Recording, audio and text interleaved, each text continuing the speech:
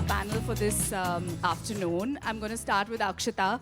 She is the co-founder of Belgadia Palace in Odisha and the co-founder of the Bhanj Foundation, also the editor-in-chief at Travel and Leisure. Next up is Kavita. Kavita Nair is the lady behind the Zuzus campaign. You guys may have seen that, especially if you're 30 plus.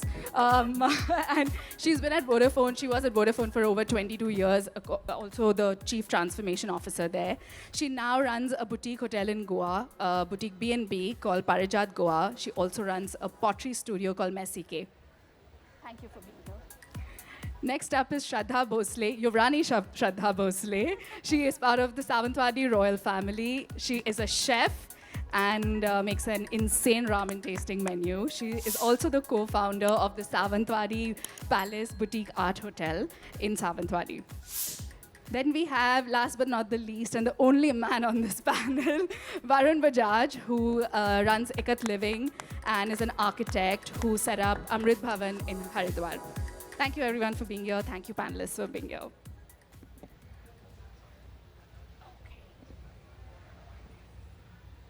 So we're quickly going to dive into just a little bit about boutique hotels and hospitality. I feel like all of us have heard the word boutique floating around so much, right?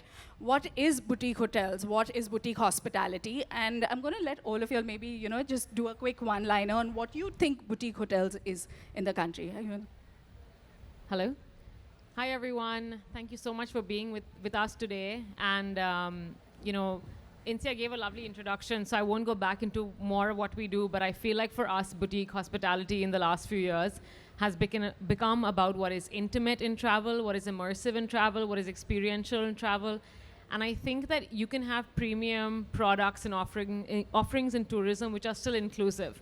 And I think that's really where boutique hospitality lies, where there are modern amenities, but these properties are not just, they have stories to tell. So they are properties, but they're platforms for the entire community and for storytelling of different narratives of that community. Kavita, what do you think? You're in Goa. No, I feel that people are just looking for personalized experiences, stuff which is deeper, which are more meaningful than a cookie cutter approach. And I think that's what boutique hospitality brings. They can be immersive in culture, well-being, unique, and they're unique for what they offer. And I think that's what really people are looking for now. Hi. So for me, I think boutique, it's usually family owned, it's all heart. And everything that we put into our boutique spaces is about giving people the raw experience of our culture, our heritage. It's about the mix of languages where we welcome our staff members to talk in Marathi and Hindi. It's not just, speaking in English. It's about immersing into food experiences that India is so diverse with its food habits. Every place that you go to speaks volumes through its food, and I think that for me is boutique. I think I'll have to borrow a mic. Thank you. Yeah, I think you covered it pretty well. I think curation and personalization, obviously, those are two keywords. But I think specifically, let's say, talking about our scale, like when it's smaller, when it's, say, 8, 10 rooms, you're also looking at staff that's usually local because, you're not necessarily very popular with the big hotel schools, etc., right? So then you're training people from ground up, and I think there's something very... You can't teach that. It's something that comes from sort of doing that and getting guest feedback every day. And I feel like that sort of personal touch that comes in when even the staff is sort of not just staff but actually like a family. I think that's what really brings that boutique element in. And also, I think one more thing is that boutique hospitality depends not only on the person providing it, but also the receiver. Like the guest needs to be open to a curated experience and should not sort of be expecting everything under the sun just because it's there in a hotel. No, you're absolutely right. I think everybody thinks boutique hotels is, 5 rooms, 6 rooms, 8 rooms. It's not true. It could be up to 100 rooms. But what sets them apart from the larger hotels is the fact that you can have a very personalized, customized experience at a hotel.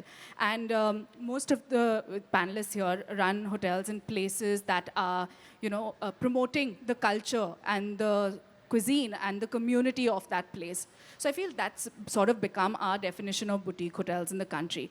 What do you guys think is the biggest differentiator between, you know, the kind of hotels you guys run as compared to your larger luxury chains, which also have their own audience? But what do you think differentiates you all from it? So I think what differentiates us is the fact that we put in volumes of effort into creating experiences that you wouldn't experience when you stay at a multinational hotel, for example. Every guest that comes into Sawantwadi Palace, we make it a point for them to experience Sawantwadi as a city, to experience the raw beauty of what it is, you know, immerse into going into the local homes of Sawantwadi. For example, we do an experience called Lunch with a Sawantwadikar, where most of us coming from bigger cities are living such busy lives. You often forget what, you know, the smaller India is like. And we encourage our guests to go and experience living in what a small home in Sawantwadi would be, eating local cuisine, experiencing the mother-in-law making bhakri on a bhatti, the real farm to table, having farm animals in the same home. And that is something that you can get at a boutique hotel. For wherever you go to, they will make you a part of something that is unique to them. And this is what differentiates us from bigger hotel brands. Want to add in, Akshita? Yeah, I wanted to add in because I feel like, you know, boutique hotels, you know, are a moment in time, and they kind of tell a story that's like, I think, you know, someone used the word raw, and I think that's really true because, you know, so where I come from, have anyone in the audience traveled to Odisha? The state of Odisha? Okay, 3. One just raising his hand, I'm guessing, so you might be from Odisha? No, but, oh, okay. You know, yes, so, you know, we're from Odisha, we're from a rural, agrarian, small town. Small in India is relative, but, you know, it's 25 lakh people, it's Odisha's largest district. But, you know, we're a family-owned ancestral property. My sister and I decided to come back from the States and restore the property. And something we realized was we had mostly traveled to properties where, you know, these are 5-star chains, and so every room looks the same. There are certain amenities. You know, there are offerings that each room provides you, the hotel provides you. And, you know, when you live in someone's home, there are raw experiences of also being part of that family. We have 5 dogs. Or, for example, if you live in a 200-year-old home, there's restoration done every month. Or, like, you know, the hotel has to shut down. And in the beginning, we were so scared of those cracks and, you know, the wallpaper peeling in areas. Or, for example, there's like water coming through in some areas, and there's, you know, the workers had to go in, and we were like, how do we have guests and then block out the room? And then we kind of realized that we had to bring the guest into the story of restoration. What does it mean to live in a 200-year-old property? And we started saying that instead of being like, every room didn't have, you know, every room looks different in our property. Every room had a different story because different personalities stayed there. The furniture, the architecture, the paintings, etc. So what we started doing was deep diving into the storytelling of it. And then, for example, if an area was cordoned off with workers working on restoration, rather than hiding that out under some tarpaulin, we were like, this is what restoration looks like. So when you come and stay in a heritage home, you actually have appreciation for what goes behind the running of it, and not look at the price and go like, but this is not a XYZ hotel, so why is it priced so? Or if it's in Odisha, or if it's in the East, or if it's not in a big city, why does it have these pricing? I think because you have to see the behind the works of it, and that's why I like that word raw, because then the guest goes into the experience of it. Because has anyone actually seen, like, you know, whether that's spoiling being done, or like arches being found behind paint, or like, you know, the property will always be in the motion of restoration, yeah. Varun, you want to add in? Yeah, I think for us as well, of course, in our case, the Amrit Bhavan was like a 50-year-old family home. And with the restoration, and my background is in architecture, so my focus was to try and keep it a little more contemporary. Of course, we kept some of the original flooring, we kept the structure, but today when you visit the property, there's a certain modernness to it, which is not kind of uniform like it is in hotels. It's sort of interesting. There are old terrazzo floors, there are new terrazzo floors. There's, you know, marble somewhere, but there's also a lot of local stones. And of course, architecture is one way to differentiate, but the other thing is for us to look at Haridwar differently. So Haridwar, of course, is a very popular destination. How many have been to Haridwar, if I may ask? No, there you go. Sorry about that. I have know- not been there for the spiritual part, you know that. Yeah, exactly. So the thing is, people have been, and people have memories of Haridwar, but and of course I too have memories. I went there as a kid many times, but when I went back as an adult, I looked at it very differently. I saw, I looked at the food, I looked at the architecture. There's different cultures coming in, so it's not just Uttarakhand. It's also people from Gujarat, people from Bengal. So all of these different influences are almost like a mini Banaras, right? And so to look at Haridwar with that perspective, and when you come back after roaming around the city and come back to the hotel, and it's this sort of different kind of place, which is a little more secular, a little more interactive. You can meet other guests. It doesn't have to feel like a Haveli, or it doesn't have to have that. I think this whole thing of having to look heritage is not necessary. It can still have a feel of heritage, have the story, but it can have a contemporary, sense to it. So I think that's where we've been able to differentiate a little bit. Of course, at the end of the day, people come for the Ganga, people come for the private ghat, but I think it's that unique perspective that sets us apart. What I also like about Amrit Bhavan is the fact that you're able to give people a spiritual experience without it being a religious one. So exactly. even for somebody like me who's agnostic, and for me to come in and do the whole Ganga Aarti and all just as a spiritual experience, it's quite exhilarating. Sort of just pivoting into a little bit about the USP of the places that you guys own. And just to start with you, Haridwar is a big spiritual religious destination, but you've created something so contemporary. What do you feel is the hook for our audience here to come and stay with you? So like I said, the Ganga, there is something about it. Like even I'm not a spiritual or religious person at all, but when you're there, when you're next to it, that white noise of the river gushing by, there's something meditative about it. And I think that is obviously reason one. But other than that, there's just a lot to do as a destination. So of course there are temples and there are aartis and things like that. But we try and go beyond with some experiences that we curate. So we do a very interesting walk through Kankhal, which is this lesser known part of Haridwar. It's basically residential, but it's along the river. And you see people interacting with the river like they do every day. It's not pilgrims, it's locals.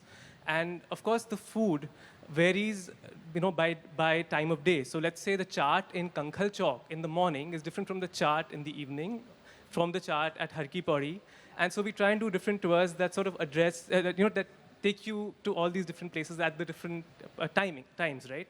And also you have wildlife. There's Rajaji National Park, there's hikes that you can do. So a lot of nature activities, because let's not forget, it's the foothills of the Himalayas. There's a lot of adventure activities you can do as well. So it just becomes like a destination that you can easily spend 5-6 days in without getting bored and without doing anything religious necessarily.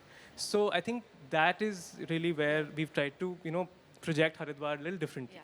I feel like everybody who's been fighting, between Delhi, Bombay, and Calcutta, which is the best pani puri, they've really not eaten it in Haridwar. Yeah, Because that really is Jain the Chaat best. Bhandar is really, really good. Yeah.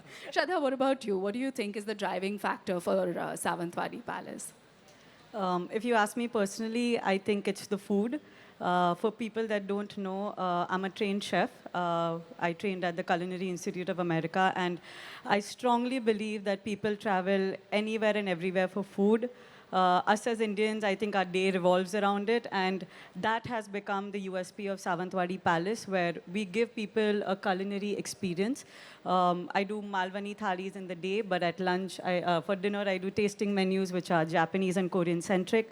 Like you already mentioned earlier, I'm very proud of the ramen that I make. And so, in a place like Sawantwadi, in a small city like Sawantwadi, when we have people driving from everywhere to just come and eat Japanese and Korean food, for me, that's my win.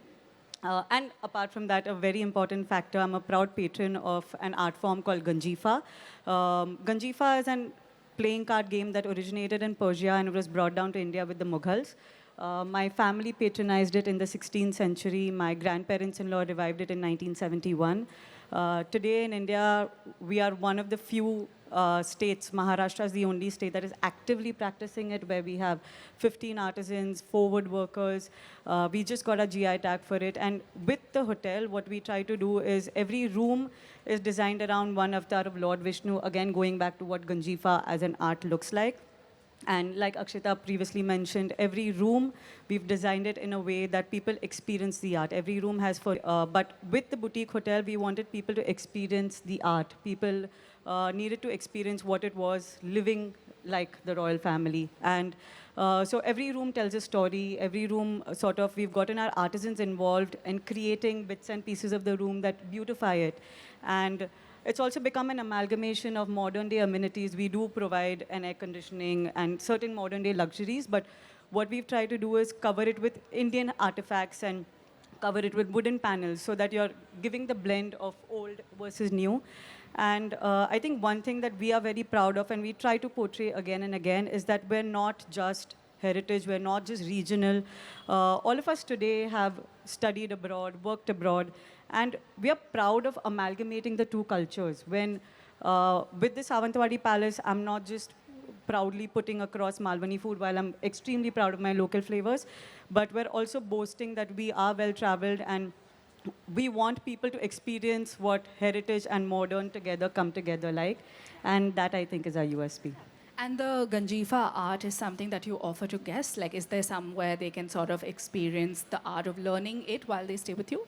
Yes, absolutely. So that's one of our core experiences that we give for every guest that comes and stays with us. Since it's a boutique property, I make it a point to personally go and talk to the guest about our history, the Ganjifa art. We do Ganjifa painting workshops where you actually learn how to paint a card with one of our artisans. We do a playing card session in the evenings where you learn how to play the game. And that's what gets people really drawn into it because you're going back. You may not learn all the 10 avatars of Lord Vishnu, but you go back with some drawings. When you stay in a particular room and you stay in Varaha, which is the third avatar of Lord Vishnu, you go back with certain learnings. And that for us is a win. Okay, awesome. Thanks. Kavita, what about you? You're in the heart of Anjuna, Goa. How do you sort of, differentiate yourself from the 1,582 hotels next to you? I think well put. So I think for us, Parijaat takes a lot of learnings from our travels. And the fact that we are in maybe the most busiest junction of North Goa, but the moment you enter Parijaat, you almost feel that it is a tranquil haven, is something that people can't believe it. And I think it is truly the epitome of slow living. So when people really want to get away from their busy lives and they feel that they're coming to Goa and they may think that they will laze on the beach, what we've realized is that once they come to Parijaat, they laze around and hang at Parijaat. They interact with the family because we all stay there with our daughter, with our dogs. They eat at the dining table, which is where it's an outdoor dining table, and it is called the, somebody said that it is the danger table of constant consumption.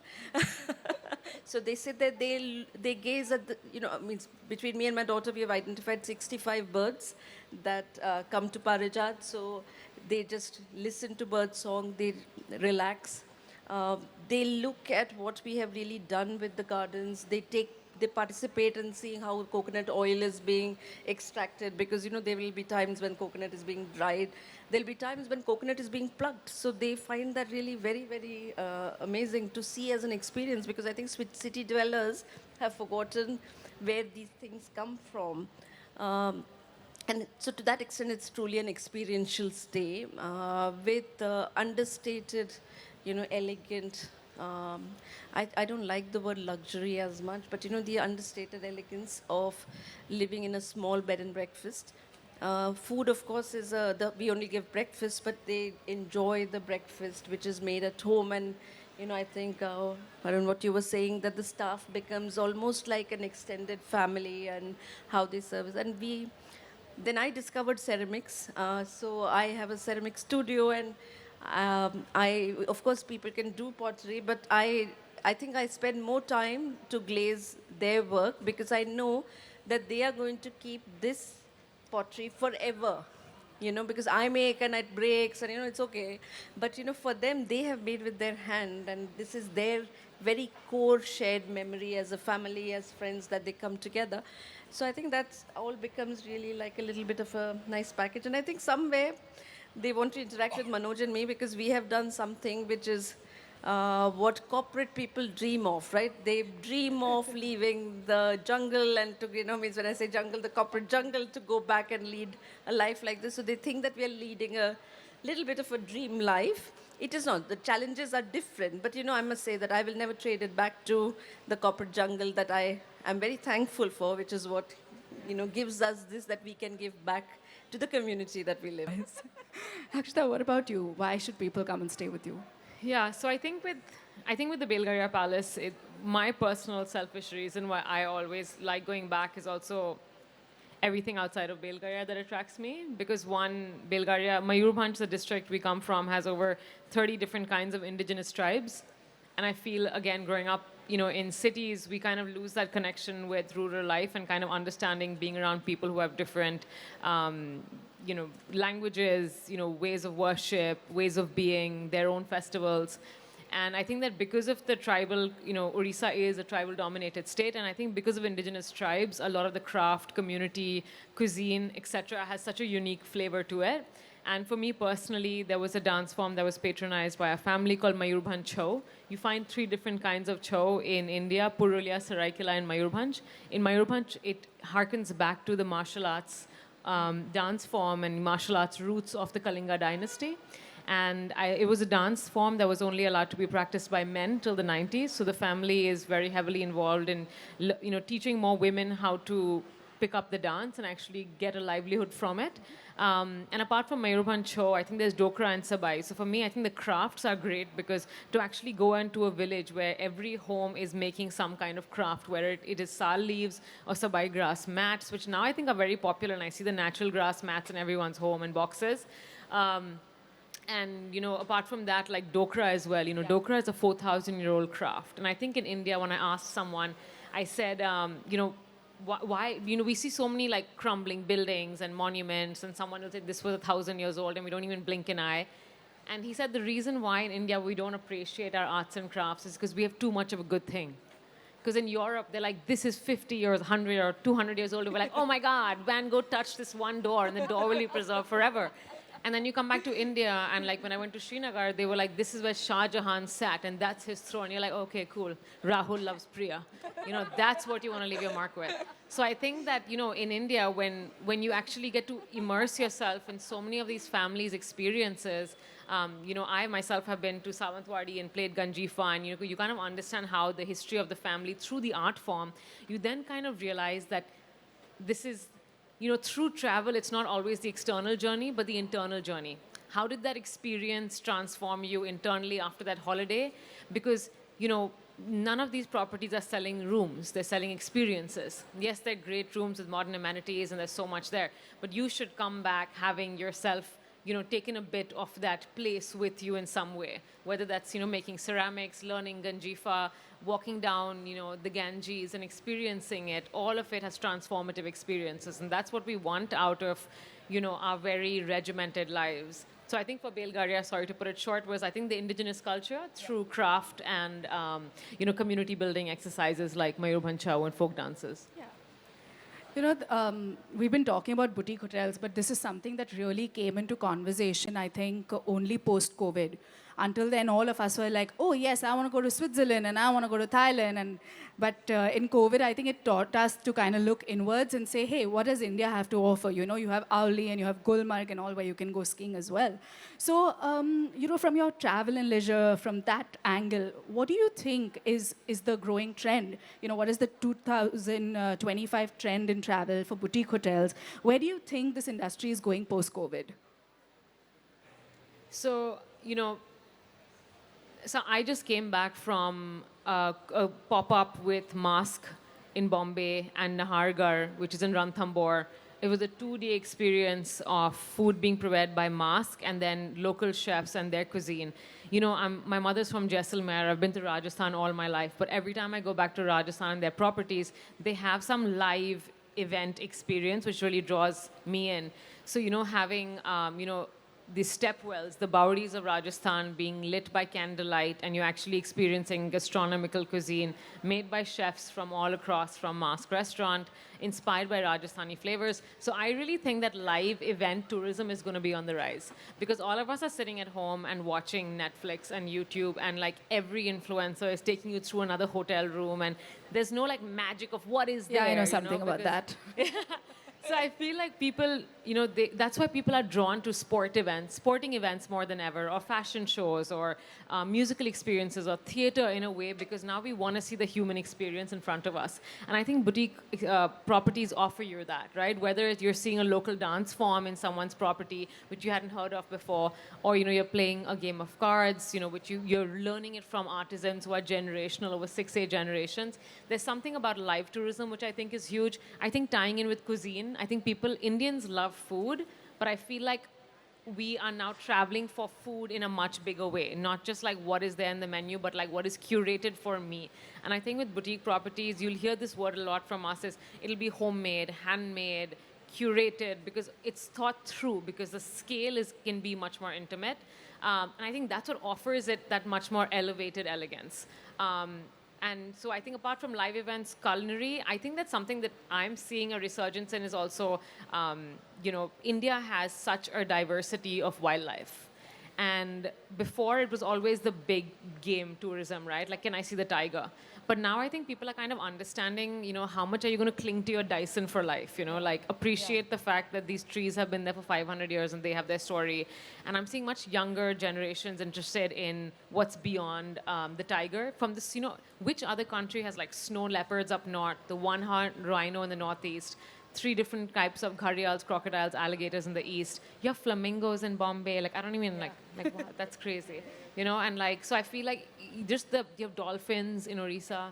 So like, and what you said, right? Like before we were going to Switzerland and then going to Africa or somewhere else, but you have the deserts to, the ski slopes, and you have the mountains, and you have the hills. And I think now there's a sudden appreciation for adventure and wildlife and nature in a way that was very much Masai Mara before. And now the Indian traveler is like, how can I, experience nature in bits and bobs, but still do it in a much more immersive way than was done before? Yeah. There's another word that's been floating around a lot, which is sustainability, ecotourism. We are all talking about that a lot. But from a hotel perspective, what are the different things that you guys are implementing to sort of, preserve local culture, or using sustainable methods in your everyday practices?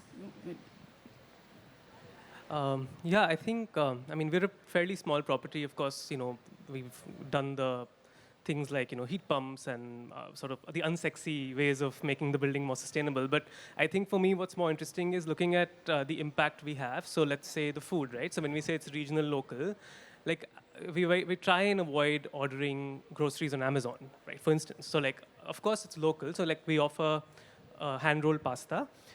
So that pasta, like that basil is going to come from somewhere around. Like we're not going to be ordering avocados on Amazon or from, Delhi or something like that. So I think using regional ingredients and then creating global flavors. Like I agree with what Shraddha said here, that it has to be more than just the regional cuisine, but to just be a little more mindful. I think that's something we do at Amrit Bhavan as well. Other than that, I think, it's just about employing a lot of local staff, which is sometimes also not really, it's something that just happens because you want to, it's easier to hire when you have references and things like that. So I think with us, we've been able to create a really nice community of, employees who sort of get along and are from Uttarakhand. And I think there's a lot of pride in that, which is great. And another thing we've done, we started in COVID. We started the year COVID happened. And so in those first 6 months, my kitchen team was free because we didn't have any guests. And we decided to start producing some thing called Pisyu Loon, which is basically the Pahadi Namak, which is something that Garhwali homes use a lot. So they basically just take rock salt, like pink Himalayan rock salt, and they use a silbatta and they put, whatever, green chilies, dhania, whatever they have, and make a little chutney kind of thing. So we started making that, but in 4 different flavors. We started making panjiris in-house with, again, like ragi, with kuttu, with atta. So we basically came up with like 8-10 products that we then serve for our breakfast. We serve it, with the meals. And then the guests who come kind of, sort of enjoy that, and then they take some back home. And we also sell online now, and we've been able to grow it enough that we have some local women who come and do the silbatta now, because we don't want to start using a mixie for it. So I think the idea is to just kind of keep these traditional practices alive and keep that connect with the local, community, because otherwise, really, I mean, what's the point if you're not engaging? So I think that itself also leads to a certain sustainability loop, which is hard to measure, but I think it's very obvious. Shraddha, you want to add to that? I think you all also have a lot of sustainable practices in place at the hotel and at the palace overall. So in terms of sustainability, apart from being conscious about having glass bottles in the room, buying products which are local, one thing that we do is we promote a lot of the community. Sawantwadi is known as the land of the artists. We are a boutique art hotel, and that doesn't mean just promoting Ganjifa as an art, but right from somebody who comes and stays with us, we present them with a crochet rose, which is done by a local artist, Arohi. The portraits, we've dedicated the boutique hotel to the 5 queens of Sawantwadi. Only reason being that we believe that kings have gotten a lot of credit, but it was also the Maratha queens that held so much of a platform, and they did so much to shape our history. But coming back to the point where the frames that are displayed on the wall, we commissioned that to a local artist. He's beautiful, it's just that he didn't get the platform that any big artist would get, or he didn't have the medium to do it. The fountains were made by 2 brothers who live in Kodal. Even with the food, where I'm very conscious about the ingredients that I use. For example, the salt that seasons our food is from Shraddha, which is a town 20 minutes away. And I strongly believe that what makes the food different in every space is the water and the salt. And, sort of bringing those practices in, hiring local, like I said, a very big factor, and we're very proud of it, because through the pandemic, we were still under the restoration process, and we had around 45, 50 people still working with us, because it had not reached Sawantwadi yet. So to be able to keep those people employed, having a local team in my kitchen, like for the first time when they saw Japanese and Korean ingredients, and they were just like, what is this? We don't know how to cook with it. They would see a gochujang and they would be like, ma'am, no. But today they've come to a point where they're experimenting, to give people the platform to work in a boutique space. When you're doing something on a much larger scale, you want to set an example for your people. And today we have people in Sawantwadi who are very proud, we work there. And this is something that, we are continue to practice and encourages us to do much more. That's fantastic. Kavita, my question to you is a little different from this conversation. You come from such an extensive marketing background. The demographic right now is changing a lot. The younger generation is looking for social media and, is more excited about that Instagram-worthy spot and stuff like that. How do you feel, marketing to this audience has changed for properties like your boutique hotels? How are you all speaking to this audience? I think your mic is off. Yeah. No, I think marketing has changed in itself completely, because from the world when I used to do it. I think people are really looking for real stories. I think the social media world is so curated, if I can say. And in that, for at least Parijaat, what has stood out is authentic stories of how we run, Parijaat, and what is happening, from failures to the roughness of it, to the joys of it. My farm to table journey is a always evolving one, and there are peacocks which eat all the produce that I tried to make, very difficult. And I have a daughter who really believes, and I believe that this new generation, they are amazing. I'm full of optimism that the world will be a better place, because they just so strongly believe in sustainability. They believe in the entire ecosystem. So, for me, I started building a kitchen garden because I wanted her to know that, food comes from the soil and not from a supermarket. And today we struggle with that. So, but when you put those stories up and when you really talk in a very real manner, I think people really do get attracted to it. For us, we have taken the really tough route of doing this ourselves. So we don't have any aggregators, we don't have any aggregator booking platforms.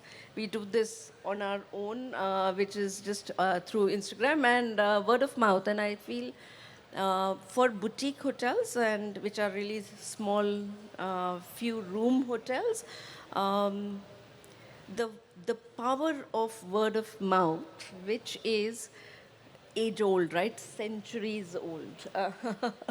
I think that is continues to be the most powerful marketing tool, because when somebody really experiences something which really touches their core, I think she spoke about, touch means it really touches them beyond just an experience. They will talk to 10 more people. And I used to run marketing for the telecom industry, 200 million customers, and we used to always say this, that, if we have that 10 people who will talk to 10 more, and if that becomes a spiral chain, it will be so wonderful to build a brand. And I think that's true, and that will not change, I think, as far as human beings continue. The tools will change. And I think hence it's a little bit easier for the boutique hotels at that level, because if you're able to be true to the experience that you really want to provide, and true where you do go wrong, and you're able to, do what in my world, the corporate world, was called service recovery. But, in this world is just being really true to the person, that galti ho gayi, and, how can we really solve for it. I think that really goes a long way. I completely agree with you. I feel like it's always like, hey, where did you stay? Where did you go? It was so nice. But I also feel like with the emergence of boutique travel, there's Sam is here, who runs Urban and she's the person we go to, saying where should I stay and what experience I should do. I feel like it's the emergence of such boutique brands that have also sort of leveraged it, right? Taken that word of mouth just to the tech space. And I find that really very beneficial for us to be able to find these hotels. See, that's what they are also doing. What are they doing? They're aggregating experiences in a really authentic manner. That's what they're doing. So, and then they are really making what I was telling, the exponential effect of the word of mouth. They are just really being the mediums to really make that exponential go further. So you're absolutely right. Yeah. Last question, as I have been told, is, which is the next hotel that you're going to stay at? You can't name each other's hotels. That's just ridiculous, okay? So, Varun. Okay. Can I name two? Name three. Three, okay, fine. So I really want to stay at Nadis in Kashmir. I want to go to the Sujan. I think it's still boutique, last I checked. I think all their properties, but the one in Jaisalmer I've heard a lot about. And, okay, now I don't know the third, but I think Mary Button. It's just been on the list too long. Shraddha. All right, so Mary Button was my first. I want to stay at the Var Lodge because I've heard about their tea estate and I think it's wonderful what they're doing. And I want to stay at this boutique property called Nivasana, which is actually run by a dear friend in Manali. And yeah, so these are my three. I think I want to go to a small farm stay called Philip Kutti's farm in Kerala. I want to go to many, but Kayamga in Kashmir. And and I think Rajasthan being favorite means, and the fact that Jori and 28 Koti are places that I've never been to, I would love to go. Lovely. Akshita? And considering you stay at a new hotel every week. I know, I've taken a 4 a.m. flight from like Jaipur right now. But I think that for me it was Wild Mahasir in the northeast in Assam, because they have a great conservation program and they're rewilding the forests around them. And I think that what's amazing for me is every time I've wanted to learn a skill, I've gone to a boutique property where they're doing it. Because then I can understand, and even for this, this Nahargarh mask cuisine pop-up, because I was like, how do you take heritage monuments around your property and do a live experience event, which is a very global standard. There were about 15 foreign editors there who comprised a big part of the community. And I think after Wild Marseille, it would be 2 hotels in Nepal, Dwarikas and Shintan Mustang. I'm from Nepal as well, so it's like I'm biased, but I think that, also going to boutique properties in South Asia and not just India is really great. So I think those 3 right now, yeah. Okay. I just wanted to add one thing to your earlier question on marketing, and I feel like that's something all of them do really well is they're not sort of selling you products and offerings through their social media, they're creating a community. So are you someone who believes in you're wanting to be part of, like everyone here, like as I was watching the audience, right? By the texture of your clothes, where you decided to buy them, the straw bag, what your shoes are like, you can kind of tell that everyone's part of the community. You're here today at something called Gypsy Travel Fest because something of that branding appeal to your core ideals as a person. If you believe in sustainability, you want to be part of change, you want to be part of impact. So I feel like that's something boutique properties, the ones that are successful, and clearly these are, it's because they're not trying to be like, let me show you pictures of my rooms. These are great rooms. You'll have lovely views, lovely rooms, lovely bed. No, they're like, you're going to be part of a story, and you're going to be part of this community. And I think this term is really overused more than sustainable. I think fam, we're all part of the fam. Like we're all in the same. But I think it's like but to like go back, it's kind of building a tribe, right? And that's where people are like actually, and each of the properties they mentioned, it appealed to each of us because it was like, oh, it's offbeat, it's unique, and I'm part of that. Like, I'm that person, so I will go to that place. So I feel like, that's something really cool about boutique properties, because you feel part of a larger community, and that's why you sit on those communal tables, and you know that you can break bread with someone who you've never met, and you all will still get along. And I think that's really lovely. And my last point to your earlier question on what's rising as well, because of what they said, is impact tourism. Guests want to know like how their stay not just impacted them, but you as well, and the property. And each of them have those stories, whether it's like creating employment, local hires, making sure the local economy has experiences, whether that's farm to table. I think that's really great because boutique properties aren't a one-way street with me telling you, you should be really happy you're here. You should be. It's like, it's a two-way street, and we're both part of the community, and we both want to create impact. And I think that's where impact tourism as well. But that being said, it's not like I pay $1 million to save the planet, but there's that balance between what is affordable and can be done, but at the same time has a benefit to you, me, and the community. Yeah, you're absolutely right. You do what you can in your own means, right? Amazing. I think just adding to that, for us, like I said initially, and I followed this book by Belgadia, Unreasonable Hospitality, where one quote really stuck a chord is that people forget what you did, people forget what you said, but they will never forget how you made them feel. And Boutique Hotel is all heart. We are so emotionally driven to everything that we do. People know about it. Like we'll be having a glass of wine with them at night, and they're so curious to know what we do, how we do it. And for us to be able to share with a boutique property, you can share. I can have that conversation with people that come, and I'm learning so much back from them. And I think that's beautiful. Yeah, no, I love that. I love that quote as well. Thank you everyone for giving us your time.